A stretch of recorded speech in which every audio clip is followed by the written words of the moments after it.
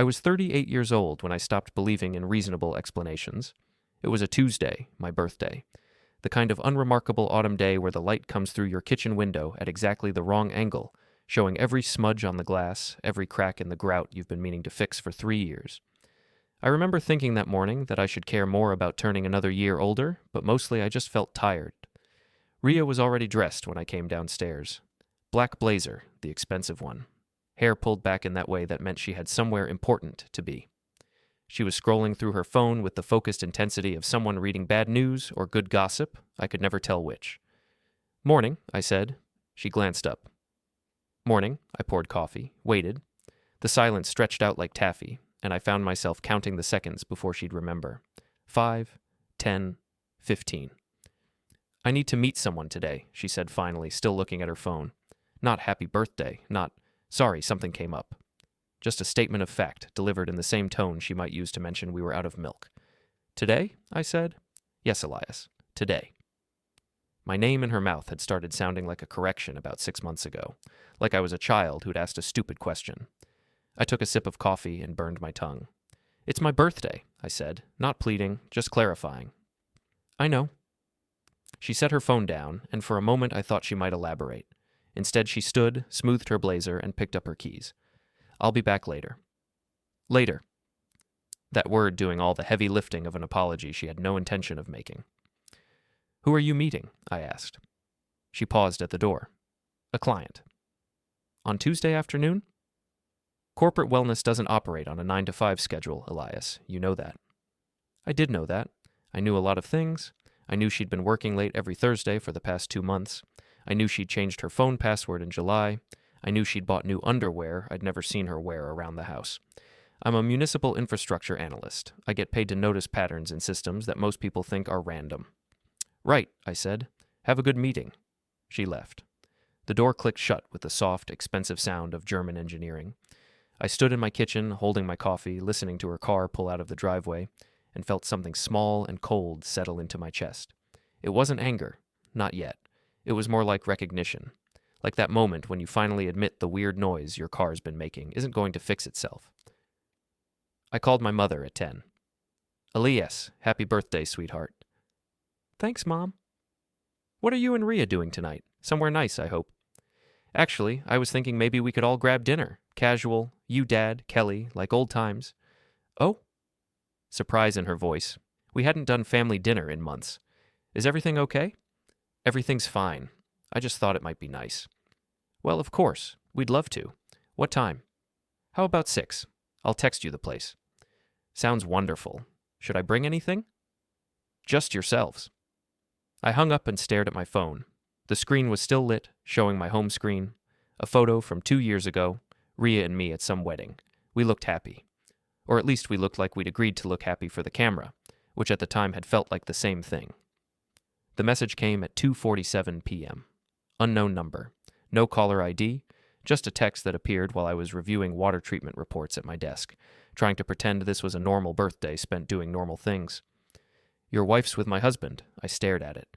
Read it 3 times. My first thought was spam. My second thought was wrong number.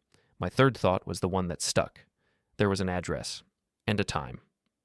4:15 p.m. A place called the Bellwood Event Hall, about 20 minutes from my office. I knew it vaguely. They did corporate retreats, wedding receptions, the kind of mid-tier events that required adequate parking and mediocre catering. I Googled the venue. Their public calendar showed a private event listed for this afternoon. Vanguard Properties Investor Social. No other details. I sat very still. Then I opened my contacts and called my mom again. "Elias, is dinner still on?" "Yeah, but could we make it earlier? Say 4:30? There's this place I want to show you guys, near the Bellwood district." 4:30? That's quite early for dinner." "I know, but trust me, it'll be worth it." "Well, all right, if you're sure." "I'm sure. Can you bring Kelly?" "I'll call her now." I hung up, looked at the message again, thought about all the reasonable explanations I could construct. Thought about how I'd spent the last 6 months constructing reasonable explanations for everything. The late meetings, the distance, the way she looked past me instead of at me. I left work at 3:45. Drove carefully, under the speed limit, signaled all my turns. It's funny what your brain does when everything's falling apart. Mine decided this was the perfect time to become the world's most conscientious driver. The Bellwood event hall was nicer than I expected. Brick facade, modern lighting, a parking lot that probably looked great in the promotional photos. There were maybe 30 cars scattered across the spaces. I parked near the entrance and waited. My parents arrived at 4:12. Kelly pulled up right behind them in her ancient Honda that she refused to replace despite making twice what I did as a software engineer. "This is the place?" Dad asked, squinting at the building. "Doesn't look like a restaurant." "It's an event space," I said. "They're having a thing. I thought it might be interesting." "What kind of thing?" Kelly asked, already suspicious. She'd always been the smart one. "Corporate networking thing. Wine, cheese, boring conversation. But it's free, and Mom likes cheese." "I do like cheese," Mom admitted. We walked toward the entrance. I wasn't thinking anymore. Or maybe I was thinking too much. My brain had divided itself into two separate people. One of them was narrating this moment like a nature documentary. Here we observe the husband approaching the watering hole, unaware that his life is about to become much more interesting. The other was just counting steps. 12 to the door. Turn the handle. Pull it open.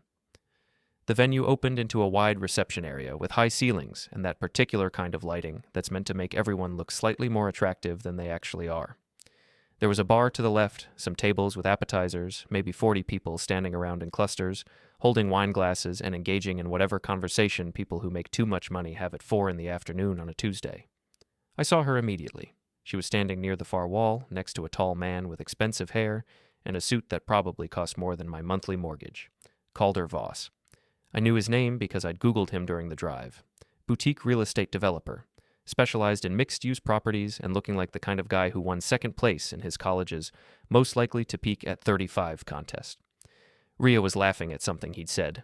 Her hand touched his arm, just briefly. The kind of casual contact that means absolutely nothing if you're anyone else, and everything if you're the husband watching from across the room. "Is that Rhea?" Kelly asked beside me. Time did something weird then. It stretched and compressed simultaneously, like reality had decided to demonstrate both ends of the Doppler effect at once. I watched Rhea's head turn, watched her see me, watched her see my entire family standing there in the entrance. Her smile didn't drop. That would have been too obvious. Instead it froze, became something painted on, something her face was doing without her permission. Calder Voss noticed a half-second later.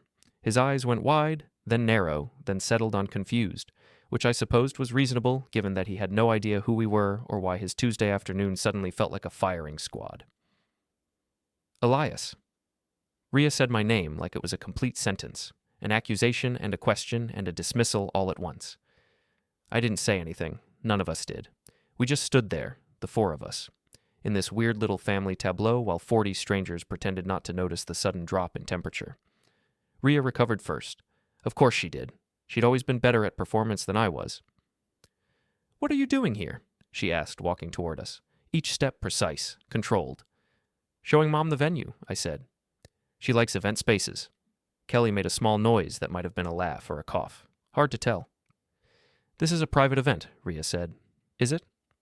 I looked around. "Seems pretty public to me. Nice turnout." Calder Voss had moved closer, positioning himself slightly behind Rhea in a way that would have been protective if it wasn't so obviously territorial. Up close, he looked younger than his photos. Mid-30s, maybe. The kind of face that had never been told no. "I'm Elias Morven," I said, extending my hand to him.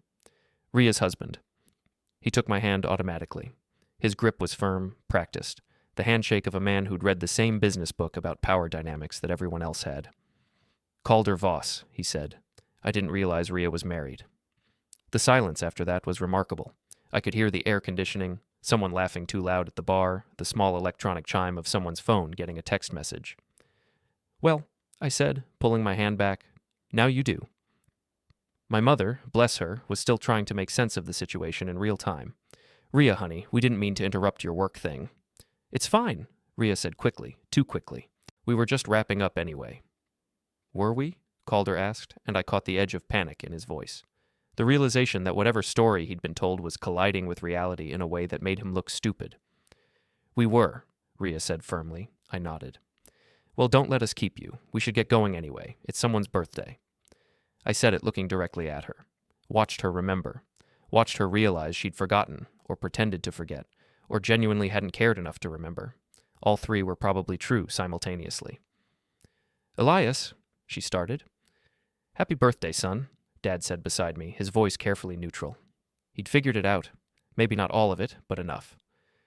"Thanks, Dad." I turned back toward the door. "Come on, let's get that dinner." We walked out, all four of us. My mother kept glancing back, her confusion slowly crystallizing into something sharper. Kelly was already on her phone, probably texting questions she'd ask me later. My father just kept his hand on my shoulder, steady. We made it to the parking lot before Mom finally said, "Elias, what was that?" "That was my wife at a work event," I said, "with a client." "That didn't look like work." "No," I agreed. It really didn't. We ended up at a chain restaurant off Highway 9, the kind of place with too many menu options and lighting that made everyone look slightly jaundiced. Nobody was hungry, but we ordered anyway because that's what you do when your family's collective understanding of reality has just been drop-kicked into traffic. Kelly pushed her salad around her plate. "So, want to talk about it?" "Not really." "Fair enough." She stabbed a tomato. "For what it's worth, that guy looked like he orders appetizers just to send them back." "Kelly," Mom said. "What?" "I'm being supportive." Dad had barely touched his burger.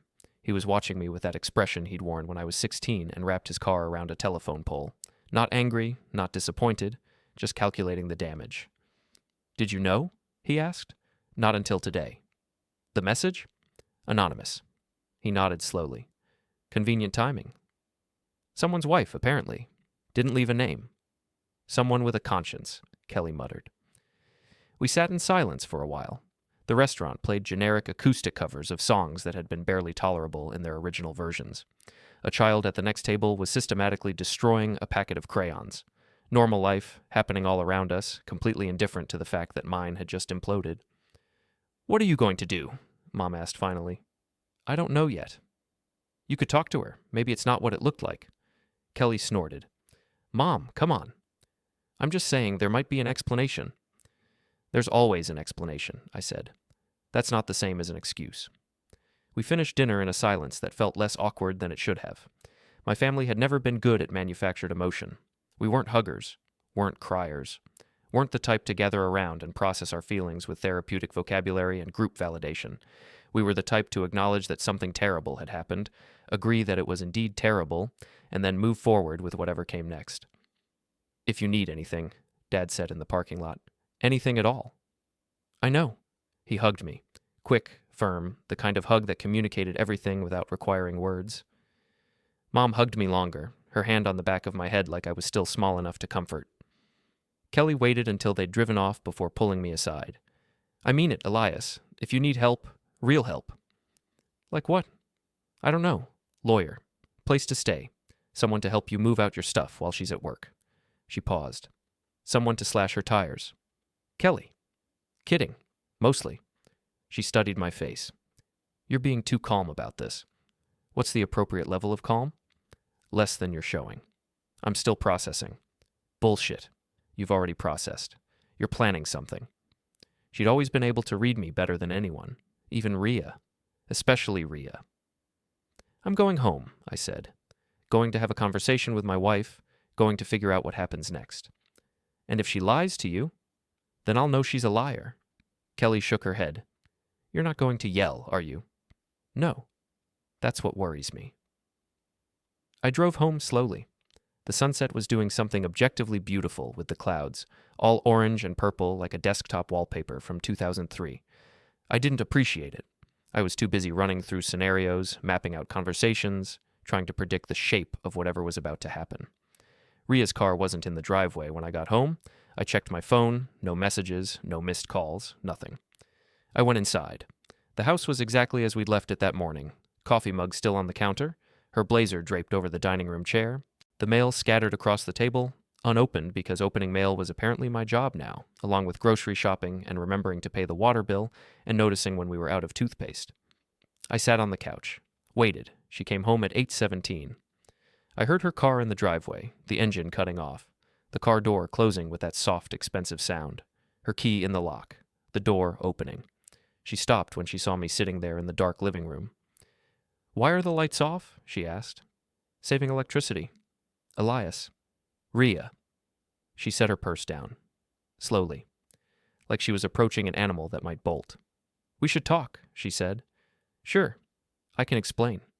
"I'm listening." She sat in the chair across from me, crossed her legs, uncrossed them, folded her hands. She was working through her playbook, I realized, trying to find the right opening move.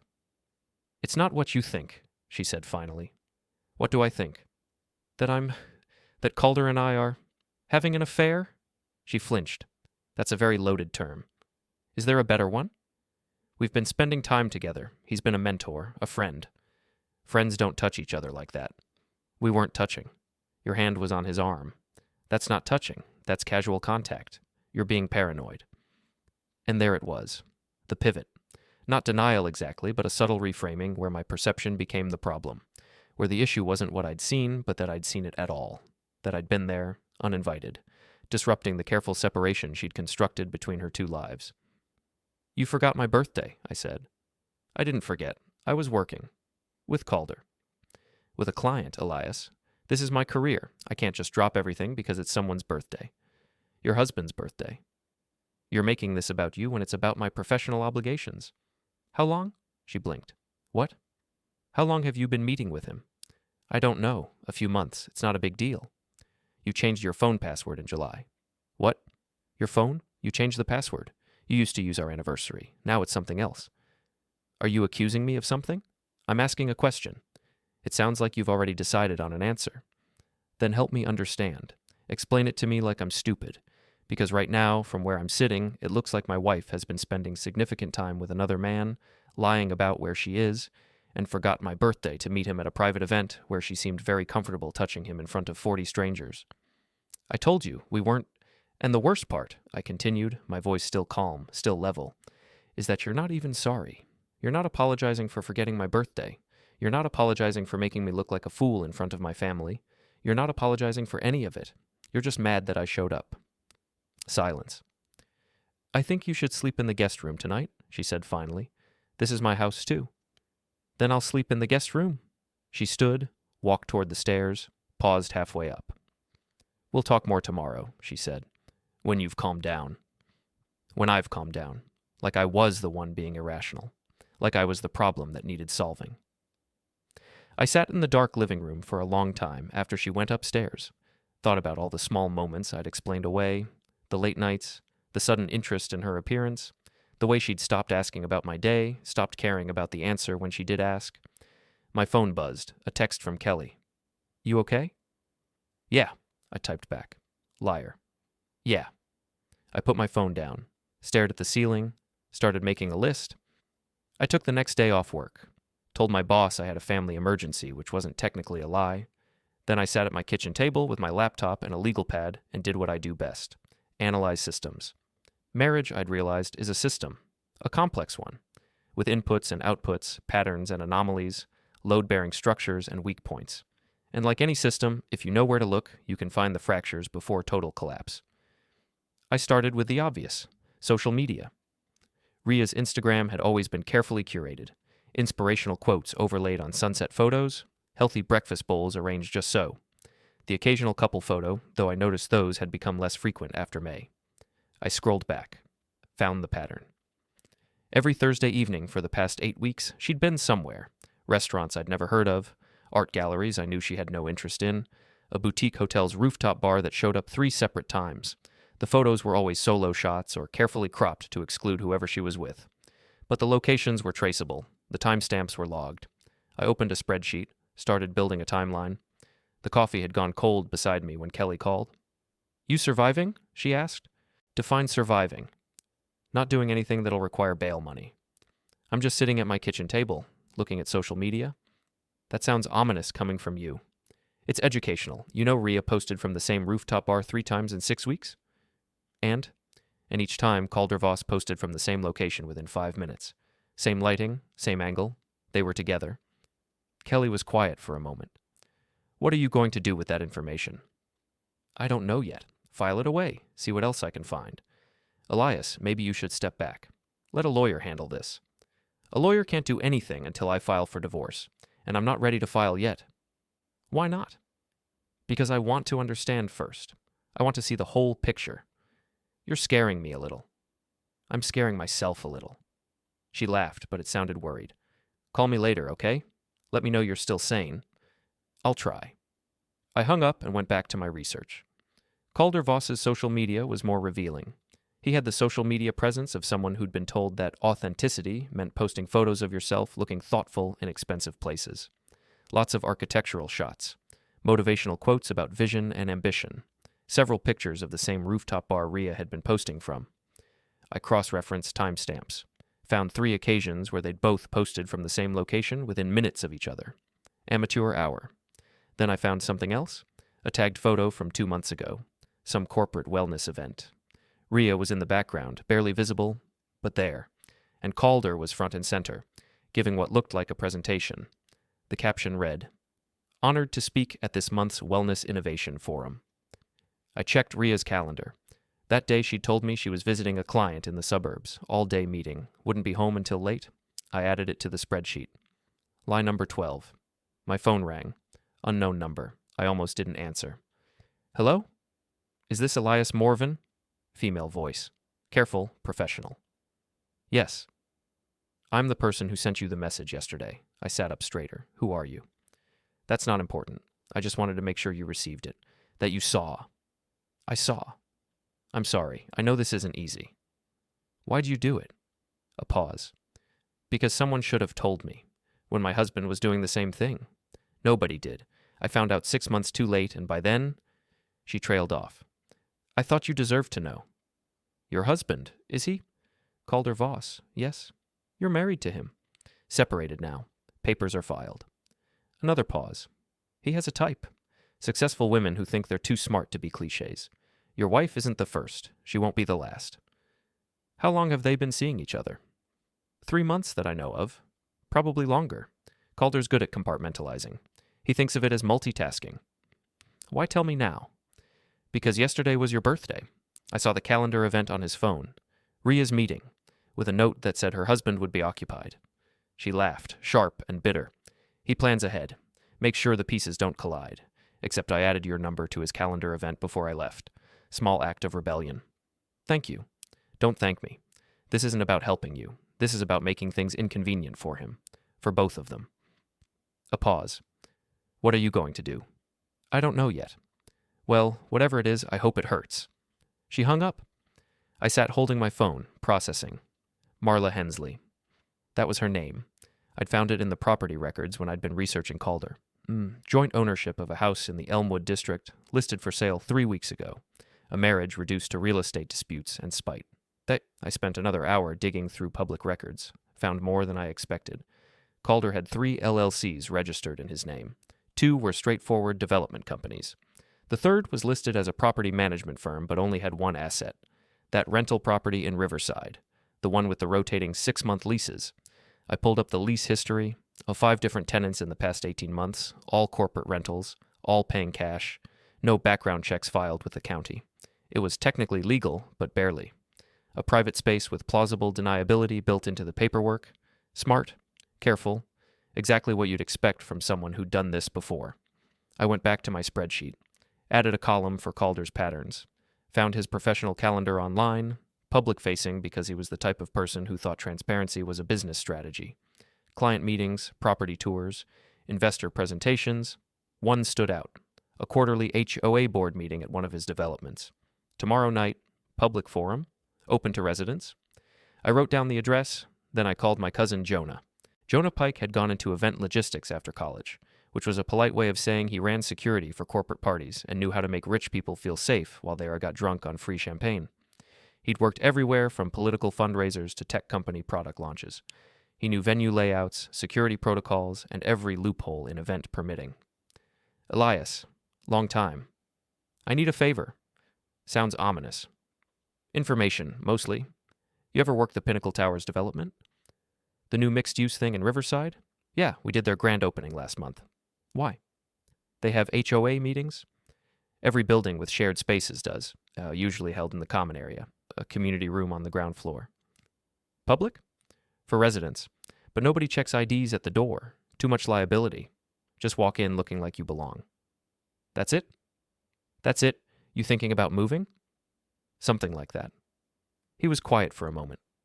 This about Rhea? How'd you? Kelly called me, gave me the broad strokes. Another pause. Look, man, I don't know what you're planning, but be smart. The stuff I know about venues and access, that's just logistics. It's not illegal. But whatever you do with that information, that's on you. I know. And Elias? Don't do anything stupid. Define stupid. Anything that ends with you in handcuffs. Fair enough? I'm serious. Kelly's worried. Your parents are worried. Don't make them right to worry. I'm just gathering information. That's what everyone says before they do something regrettable. He sighed. But if you need to know something else, call me. Better I help you stay legal than watch you figure it out the hard way.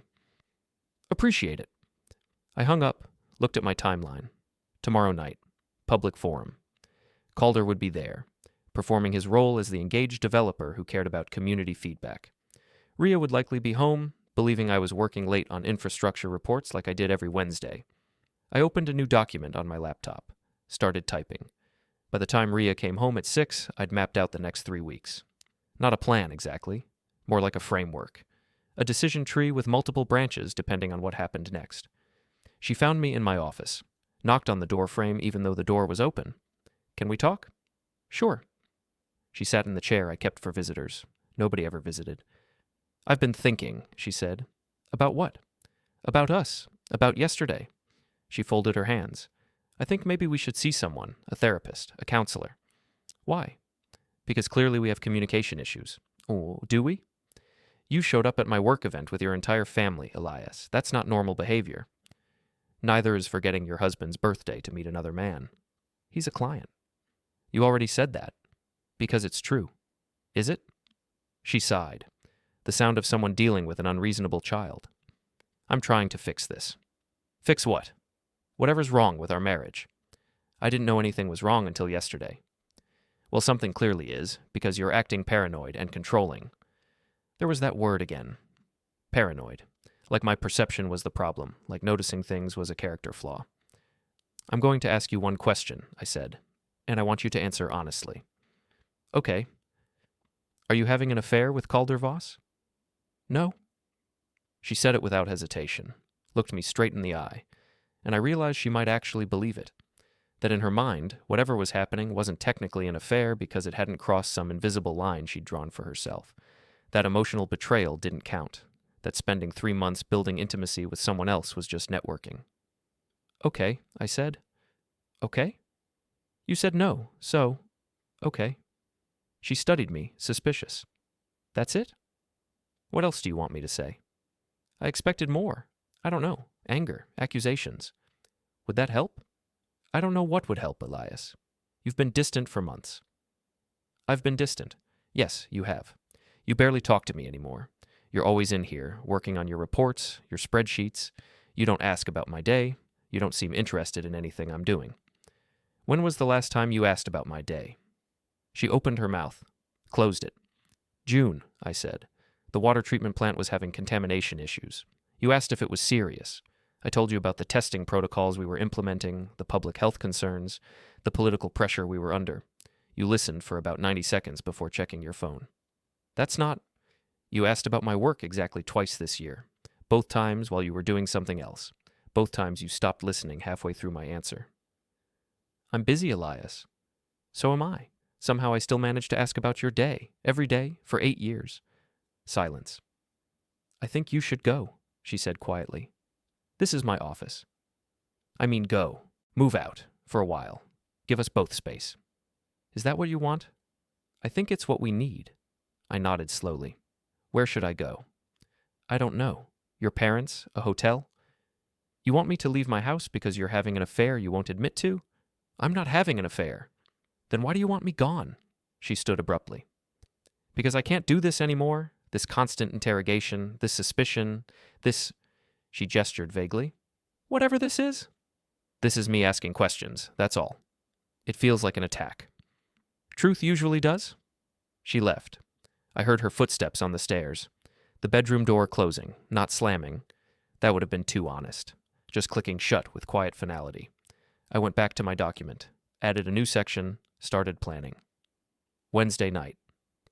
The Pinnacle Towers community meeting was scheduled for 7. I showed up at 6:50 wearing business casual, carrying a leather portfolio I'd borrowed from my father that made me look like someone who belonged at community meetings. The building was impressive in the way that modern luxury developments always are: glass and steel and strategic lighting that made everything look slightly better than it actually was. The lobby had abstract art that probably cost more than my car, and a concierge desk staffed by someone too young to be that professionally detached. "Community meeting?" I asked. "Ground floor, room 107. He didn't ask my name. The community room held about 40 people scattered across rows of folding chairs. Most looked like they lived here, professional couples in expensive casual wear. A few older residents with the pinched expressions of people who'd bought in early and were now concerned about property values. Several clipboard holders who were probably on the HOA board. Calder Voss stood at the front next to an easel displaying architectural renderings of proposed upgrades to the building's amenities. He looked relaxed, confident, like someone who'd done this 100 times before. I sat in the back row. The meeting started with standard formalities: budget review, maintenance updates, a complaint about dog waste in the courtyard that sparked a 15-minute debate about signage versus enforcement. Calder navigated it all with practiced ease, balancing concern with pragmatism, making everyone feel heard without committing to anything. The woman next to me leaned over and whispered, "First meeting?" "Just considering buying. Unit 412.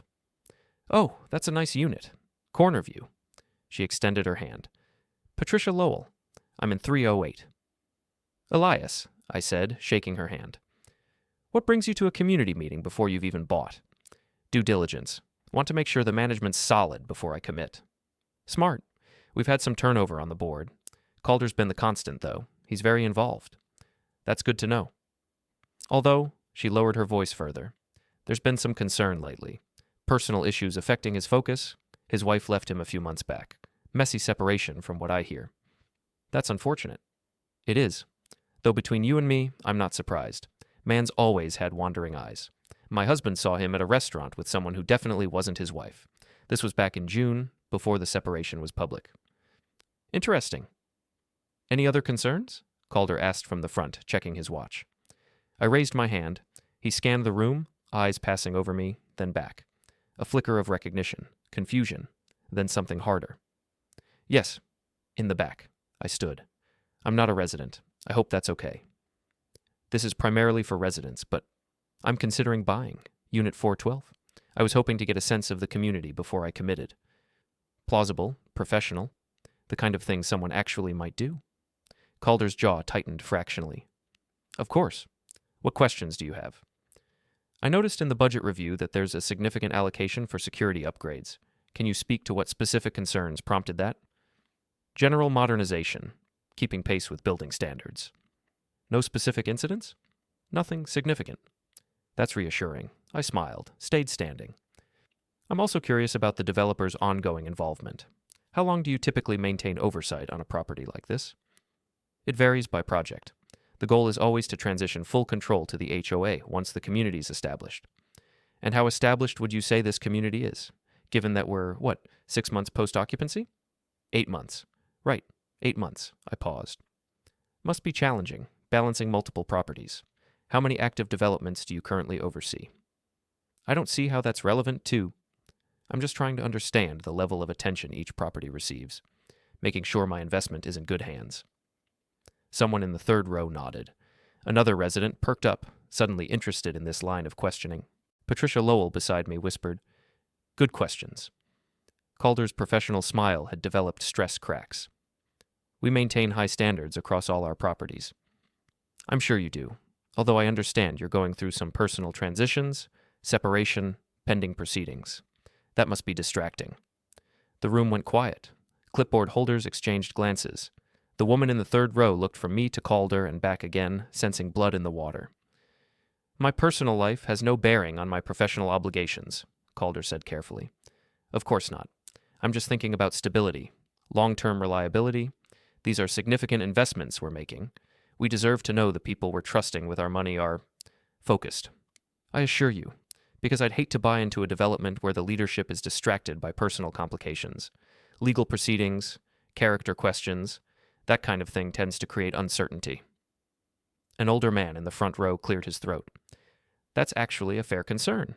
We've been asking for more transparency about Vanguard's other commitments. Calder shot him a look. Gerald, we've been through this. I know what we've been through, but if potential buyers are asking the same questions current residents are asking, maybe we need better answers. Patricia whispered again.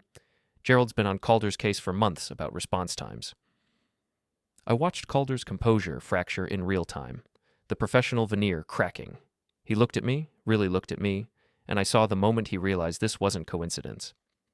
If you have specific concerns about the property, I'm happy to discuss them privately, he said, his voice tight. Oh, I don't have concerns about the property. The property's fine. I closed my portfolio. I'm more concerned about the people running it. Consistency, reliability, integrity.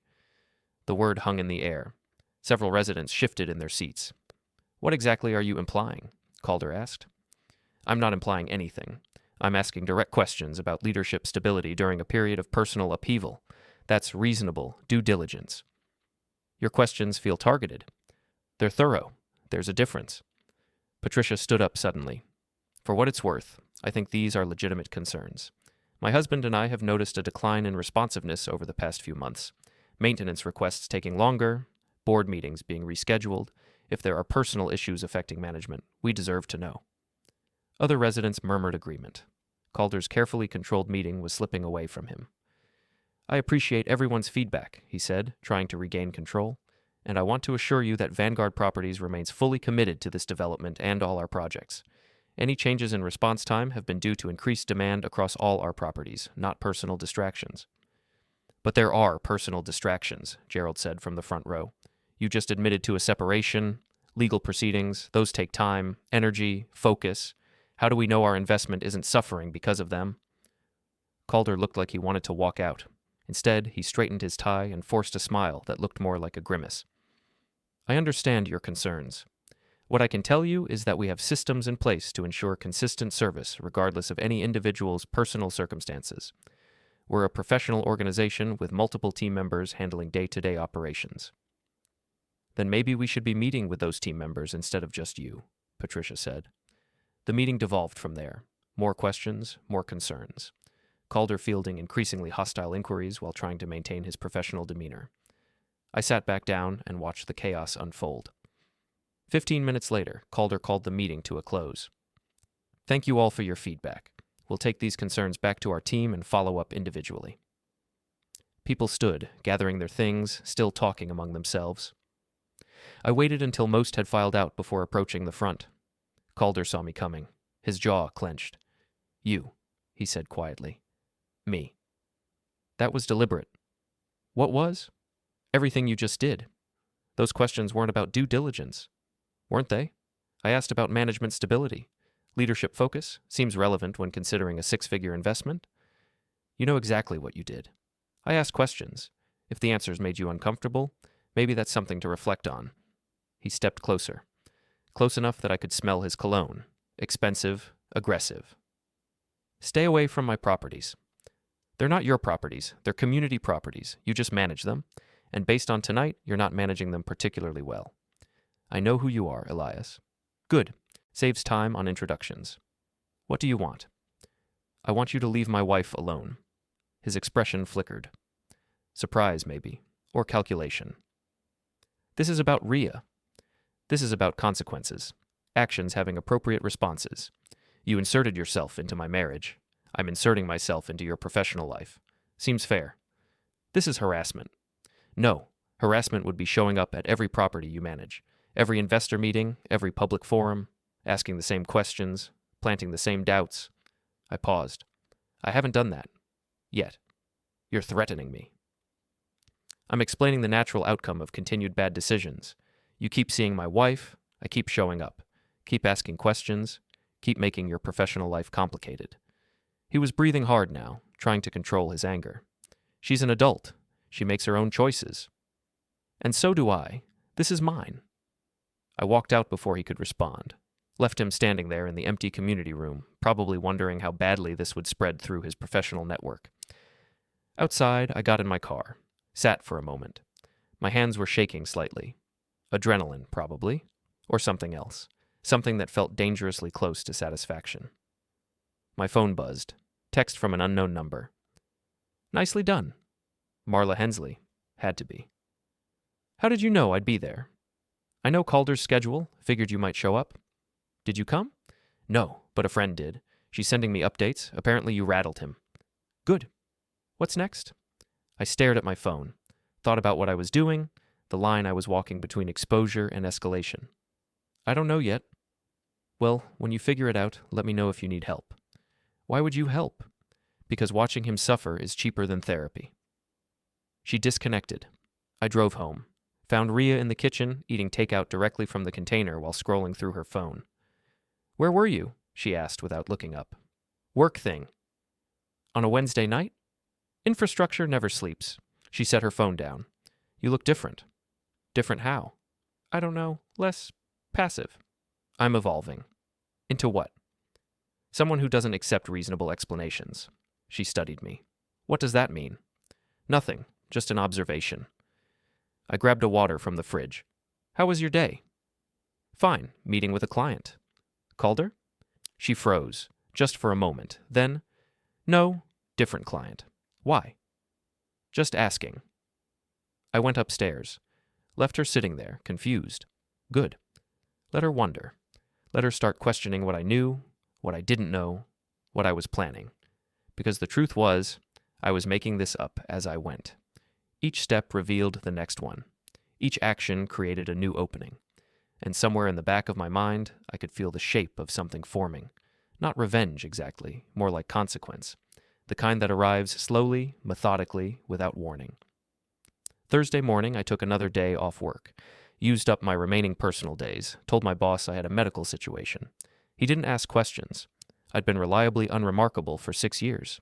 The kind of employee who showed up, did the work, never caused problems. I could afford a few days of mysterious absence. I spent the morning at the county records office. Public information is remarkable in its banality. You can find out almost anything about anyone if you know where to look and have the patience to navigate bureaucratic filing systems designed by people who actively hate you. Calder Voss owned 3 properties in the metro area. The primary residence, currently listed for sale as part of the separation proceedings. A commercial office space downtown, and a rental property in the Riverside district that wasn't listed under his business name but under a holding company I'd traced through LLC filings. That rental property was interesting. Monthly lease to corporate clients, short term, 6 months maximum, perfect for people who needed temporary housing or privacy. I wrote down the address. Then I drove across town to the parking lot of a boutique gym I'd seen in several of Rhea's Instagram stories. The kind of place that cost $200 a month and justified it with eucalyptus towels and motivational quotes on the walls. I waited. Rhea's car pulled in at 10:30, right on schedule.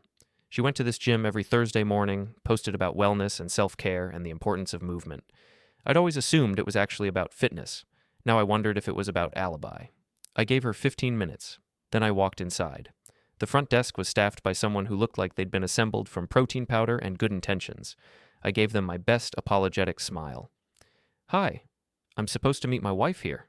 Rhea Morven, I'm running late. Sure, let me check. They tapped at their computer. Morven? Okay, she checked in about 20 minutes ago. You need a guest pass? That's all right. I'll just wait in the cafe. I sat, ordered coffee I didn't drink, watched the door. Rhea emerged 45 minutes later, hair damp, wearing expensive workout clothes that coordinated in a way that suggested significant forethought. She had her phone pressed to her ear. I know. Tomorrow's better anyway. Pause. No, he won't be there. He mentioned something about working late. Pause. Laugh. Stop. You're terrible. She walked past the cafe without seeing me, got in her car, drove off.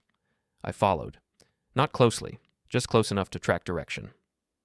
She headed east, toward Riverside, toward the address I'd written down that morning.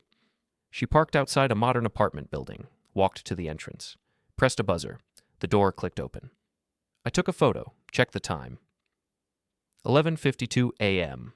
Then I drove home, opened my laptop, sent an email from a burner account I'd set up to calder.vossavantgardproperties.com. Subject, Thursday concerns. Message, thought you should know someone's been asking questions about your rental property. City inspector mentioned possible occupancy violations. Might want to check your leases. I hit send, closed the laptop. My phone rang. Kelly. You okay? You've been quiet. I'm fine. Liar. Mom's worried. Dad's worried. I'm worried. Don't be. Are you still at the house with her? For now. Elias. I'm handling it. That's what worries me. Pause. What does handling it mean? It means I'm not doing anything illegal. That's not reassuring. It's the truth. The truth and reassuring aren't the same thing. She had a point, but I'd stopped caring about reassuring anyone, including myself. Friday night, Calder's car alarm went off at 2:00 a.m. I know this because Marla Hensley sent me a text at 2:03. You? No, I replied honestly. You? Would I tell you if it was? Fair point. It went off 3 times, each time louder than the last. His neighbors are furious. How do you know? I have friends in the building. They're keeping me updated. Must be a malfunction. Must be. I put my phone down, smiled into the dark. Saturday morning, I checked local news. Nothing major. Then I checked the community forums for Calder's developments. Found a new thread on the Pinnacle Towers message board. Anyone else concerned about developers' personal issues affecting property management? 17 replies. Most neutral. 3 supportive of my concerns from Wednesday. 5 defending Calder's professionalism. The thread devolved into standard internet arguing, but the seed was planted. Doubt. Questions. The slow erosion of professional credibility. Sunday, Rhea was tense. Distracted. She kept checking her phone, typing messages, deleting them, starting over. Everything okay? I asked. Fine. You seem stressed. I'm not stressed. Sure. She glared at me. What's that supposed to mean? Nothing. Just acknowledging your statement. You're being weird. Am I? Yes. Ever since Tuesday, you've been, I don't know, different. Different bad or different interesting. Different unsettling. Maybe I'm just evolving. You said that before. I still don't know what it means. I shrugged. Went back to my coffee. Let her sit with the uncertainty. Monday, I went back to work. Acted normal, reviewed reports, attended meetings, smiled at the appropriate moments. Nobody asked where I'd been. Nobody seemed to notice I'd been gone. My phone buzzed at lunch. Unknown number. This is Calder Voss. I let it ring twice more before answering. Hello? I know who you are. Good. Saves time on introductions. What do you want? Want? I don't want anything. You showed up at my HOA meeting. You're spreading rumors. You sent me that email. Did I? Seems like a lot of assumptions. Stay away from my properties. Stay away from my business. Public meetings are public. Can't help it if people have concerns. This is harassment. No, harassment would be calling your investors, telling them about the separation, the distracted management, the questions about professional focus. Pause. I haven't done that.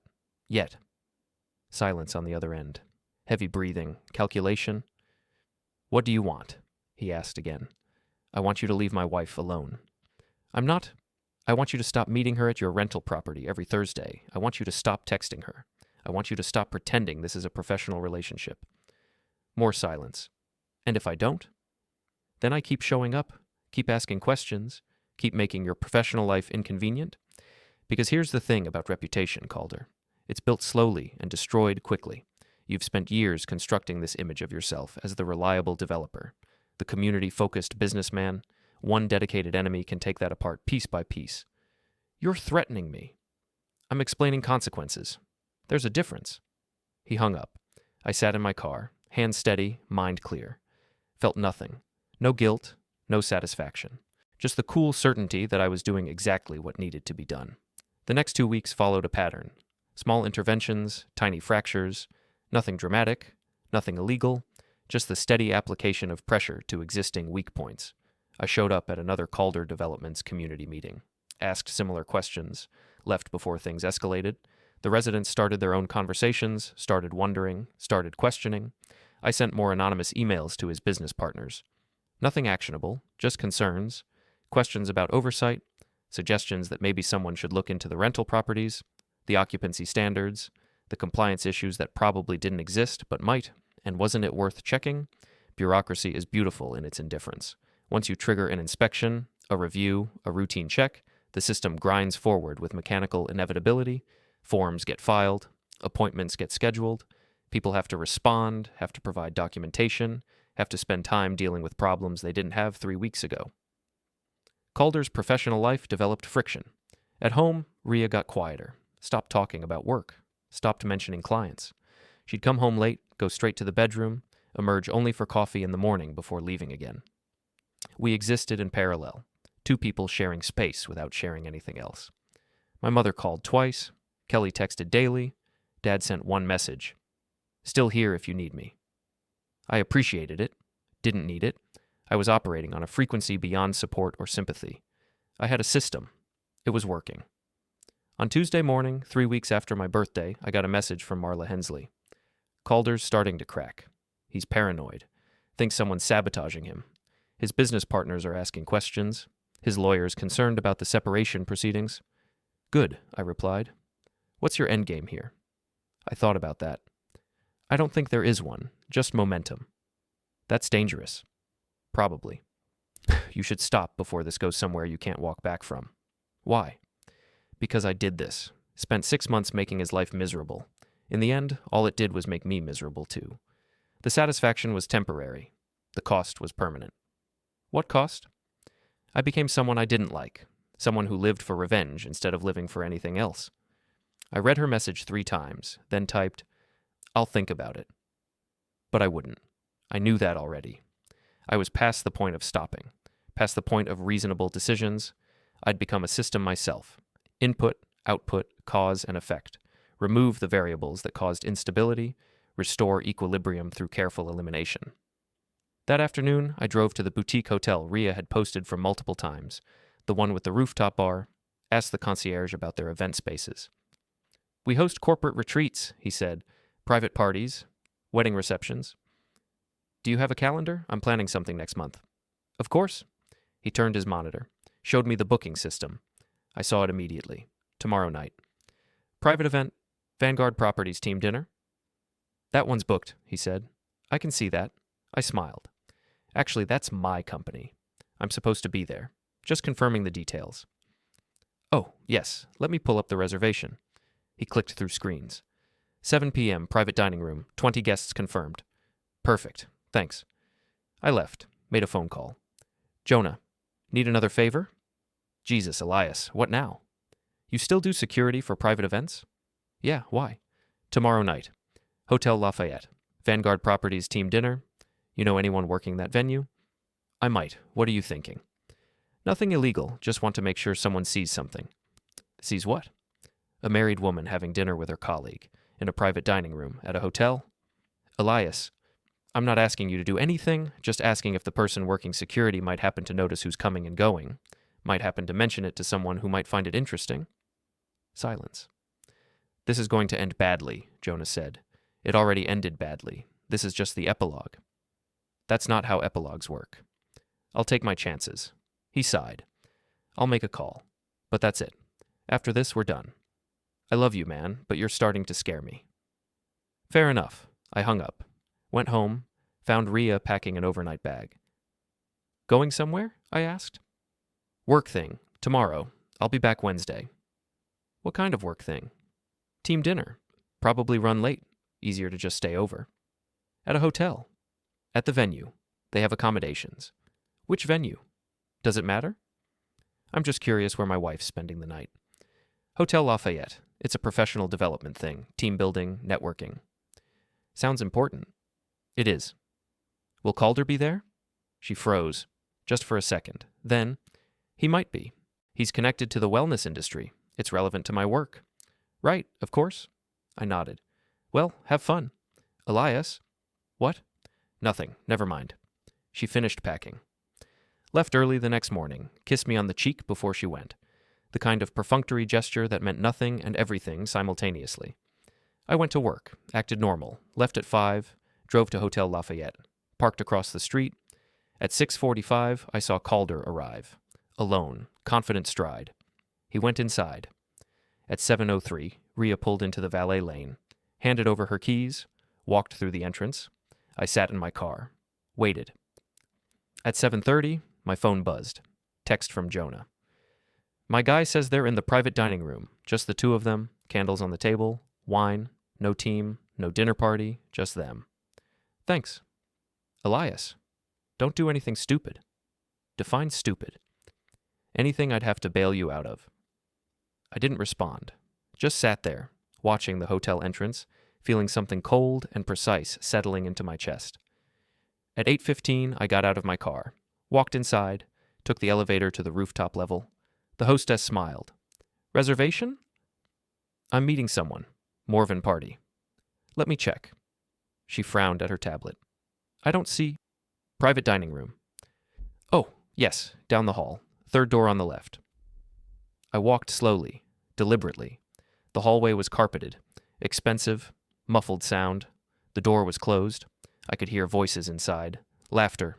Rhea's laugh, the one she used when she was performing charm. I opened the door. They were sitting close. Too close. Wine glasses half empty. Calder had his hand on her arm. Not casually, possessively. They looked up simultaneously. Time did that thing again. Stretched and compressed. I watched Rhea's expression cycle through surprise, guilt, defiance, all in under 2 seconds.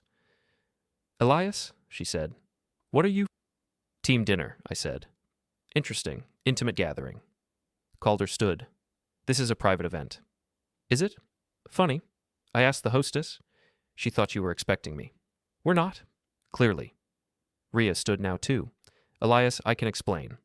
Can you? Because from where I'm standing, this looks like exactly what I've been told it is for 3 weeks. Told by who? Calder demanded. Does it matter? You're here. She's here. Alone. At a hotel. Having an intimate dinner. That's not a professional relationship. You're making assumptions, Rhea said. I'm making observations. There's a difference. Calder moved toward me. Not aggressive exactly, but territorial. Protective. I think you should leave. I think you should stop meeting my wife. That's between Rhea and me. Actually, it's between Rhea and me. You're just the convenient third party who thinks he's special because a bored woman paid attention to him. His jaw tightened. You don't know anything about us. I know you're separated. I know your wife left you because you're a serial cheater. I know you have a rental property you use specifically for this. I know Rhea meets you there every Thursday. I paused. I know everything, Calder, and soon everyone else will too. Is that a threat? It's a promise. He moved closer, close enough that I could smell his cologne. Expensive, aggressive. You want to hit me, I said quietly. I can see it. You're thinking about it. I'm thinking you should walk away before this gets worse. For who? You've already lost your marriage. You're about to lose your professional reputation. What else do you have to lose? Elias, stop, Rhea said behind us. Just stop. I looked past Calder, met her eyes. I gave you 3 weeks to tell me the truth. 3 weeks to be honest. You chose this instead. There's nothing to tell. You're lying. Right now, to my face. Still lying. I'm not... You've been having an affair with him for 3 months. You've been meeting him at his rental property. You've been lying to me about work events, about clients, about where you are and who you're with. You forgot my birthday to be with him. And now you're at a hotel, having a romantic dinner, and you're still telling me there's nothing to tell. Silence. Calder stepped between us. I think you need to leave. Now. Or what? Or I'll make you leave. I looked at him. Really looked at him. Saw what he was. A man who'd always been able to buy his way out of consequences. Who thought charm and confidence could substitute for character. Who'd never had to face someone who had nothing left to lose. Go ahead, I said. Hit me, right here. In front of her, in front of hotel security. See what happens. He didn't move. That's what I thought. I stepped back. Looked at Rhea one last time. I'm done. With you. With this. With pretending any of this matters. Elias, don't apologize. Don't explain. Don't ask for another chance. We're finished. I walked out. Down the hall, into the elevator, through the lobby, outside. My hands were shaking. Not from adrenaline. From something else. From the realization that I'd just burned everything down and felt nothing but relief. I didn't go home. I drove aimlessly for an hour. Ended up parked outside Kelly's apartment at 10 p.m. She opened the door in pajamas, took one look at my face, and stepped aside. Come in. I sat on her couch. She brought me water. Sat across from me. Waited. I found them tonight, I said. Together. At a hotel. Together? Dinner for 2. Candles. The whole performance. What did you do? Confronted them. Said what needed saying. Left. Did you hit him? No. Good. That's good. She leaned forward. What now? I don't know. Divorce, probably. Lawyers, division of assets. The whole tedious dissolution of a marriage that's been over for months. You okay? Honestly, I feel nothing. Just empty. That's shock. Maybe. Or maybe it's clarity. We sat in silence for a while. Kelly turned on a show neither of us watched. I spent 3 weeks making his life difficult, I said finally. Showing up at meetings, asking questions, triggering inspections, planting doubt, small things, legal things, but things that added up. Did it help? In the moment. Now I just feel tired. Revenge usually works that way. Is that what this was? Revenge? What else would you call it? Consequences, accountability, making sure actions have appropriate responses. That's just revenge with better vocabulary. She was probably right, but I was too exhausted to argue. I slept on her couch. Woke up at 6. Kelly had left a note. Stay as long as you need. Coffee's programmed. I drank the coffee. Checked my phone. 17 missed calls from Rhea. 8 voicemails. Texts that started apologetic and ended angry. I deleted them all without reading, then I drove home. Found Rhea's car already in the driveway. She'd beaten me back. Was sitting at the kitchen table when I walked in. We need to talk, she said. No, we don't.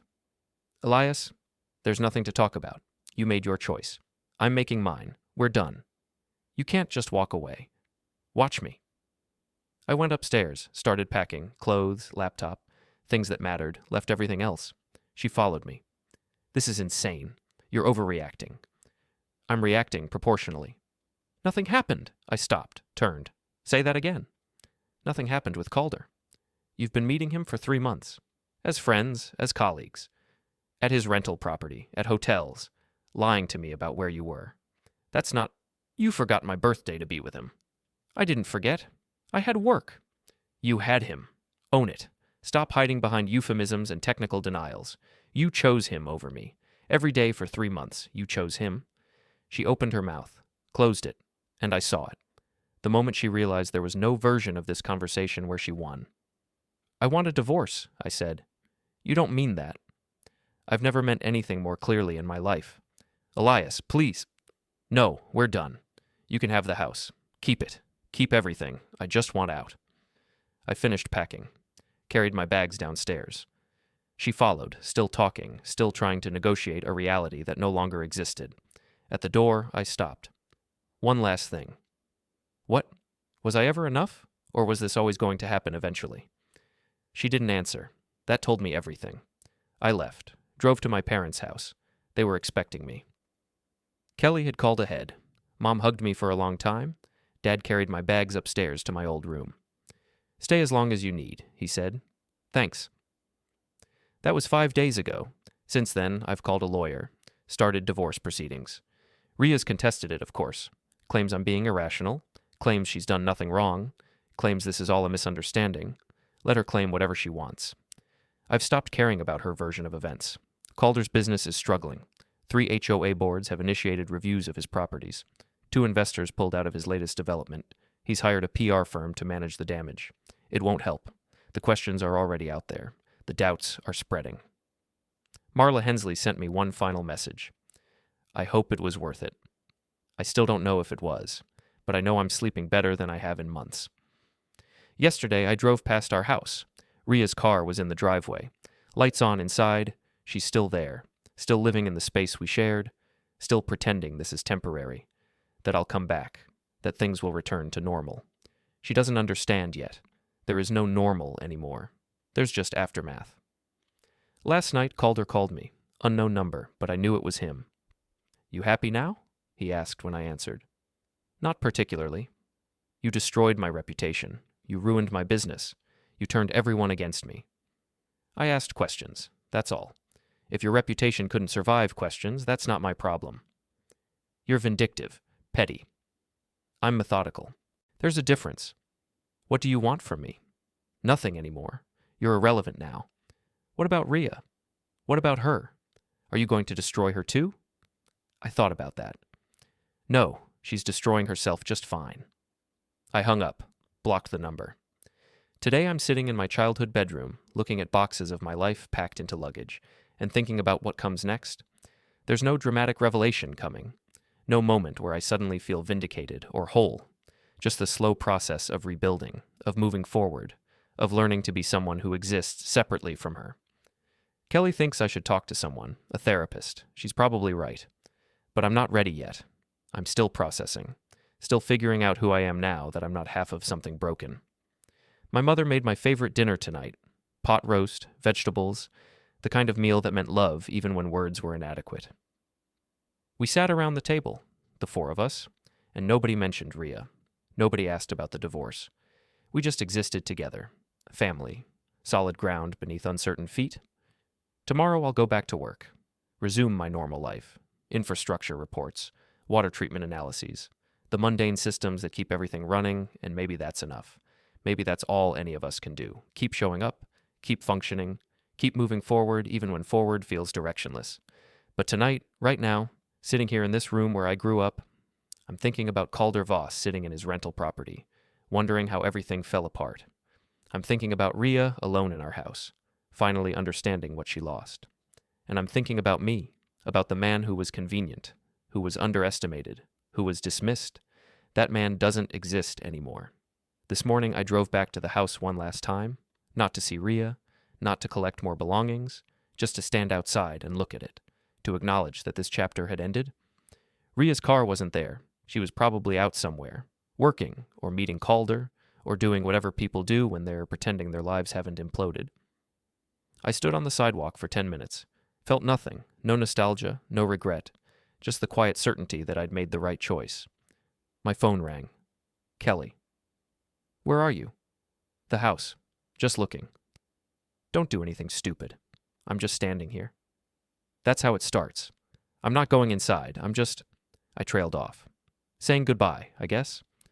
Okay, good. That's healthy. Now leave. In a minute. Elias? I'm fine, I promise. I hung up, looked at the house one more time, then I got in my car and drove away. Later today, Calder will give a presentation to his remaining investors, try to salvage what's left of his company, answer questions he doesn't have good answers for, perform confidence he doesn't feel. Tonight, Rhea will come home to an empty house, check her phone for messages I won't send, wonder when I'll change my mind. But I won't, because I've learned something these past few weeks. I've learned that some things can't be fixed, that some betrayals are permanent, that trying to preserve something already destroyed just makes you a curator of rubble. I'm done curating, done preserving, done being convenient. Whatever comes next, it's mine, built by me, for me, without apologies. And that feels like enough. Right now, my father's standing in the doorway of my old room. He hasn't said anything, just knocked once and stood there, waiting. Yeah, I say. Your mother wants to know if you're coming down for dinner. In a minute. He nods, starts to leave, stops. You did the right thing? Which thing? All of it. Leaving, standing up for yourself, refusing to accept the unacceptable. Doesn't feel like the right thing. It rarely does, not at first. He leans against the doorframe. When I was 32, my business partner embezzled $40,000 from our company, destroyed everything we'd built. I could have let it go, moved on, started over quietly. What did you do? I pressed charges, testified at his trial, made sure everyone knew what he'd done. He served 3 years, lost his license, his marriage, his reputation. Did it make you feel better? No, it made me feel necessary. There's a difference. He leaves. I sit on my bed, thinking about necessary choices, about the things we do not because they feel good, but because they preserve something essential in ourselves. Downstairs, I can hear my mother setting the table, Kelly's voice joining the conversation.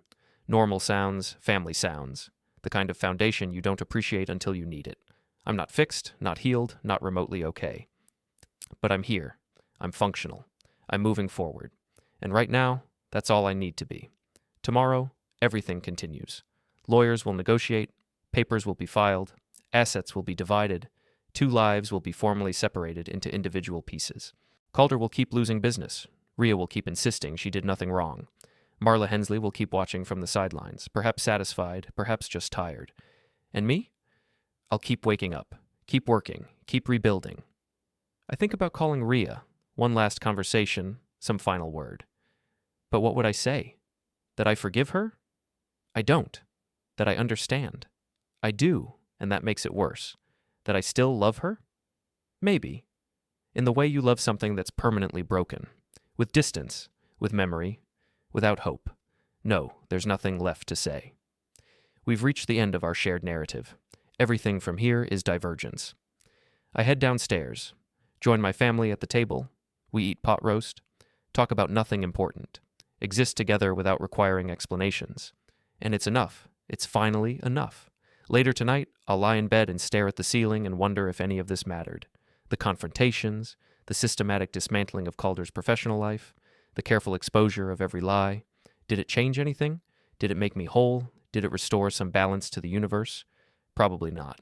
Probably it just made me someone who fights back instead of someone who accepts. Someone who demands consequences instead of someone who offers forgiveness. And maybe that's the point. Maybe transformation isn't about becoming better. Maybe it's just about becoming different, about refusing to be the same person who got hurt. I'm not that person anymore. I'll never be that person again.